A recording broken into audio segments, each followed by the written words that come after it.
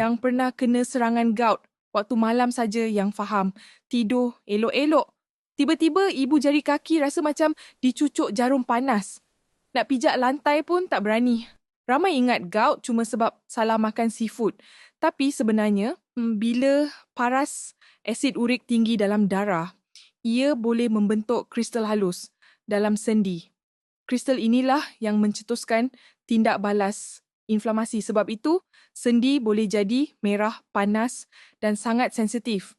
Dan yang menakutkan, ia boleh berulang bila keseimbangan dalaman tak dijaga. Bukan sekadar elak makanan, tapi perlu sokongan metabolik dan inflamasi secara menyeluruh.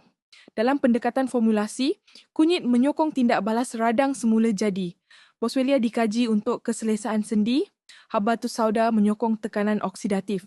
Priakatak sering dikaitkan dengan sokongan metabolik dan kawalan gula yang berkait rapat dengan keseimbangan dalaman. Lada hitam membantu meningkatkan penyerapan bahan aktif.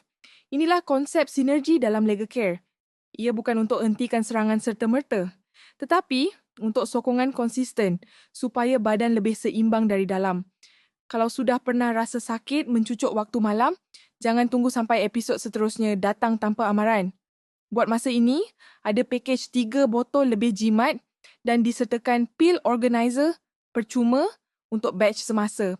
Jika mahu mula jaga secara konsisten, tekan beg kuning sekarang sementara stok free gift masih ada.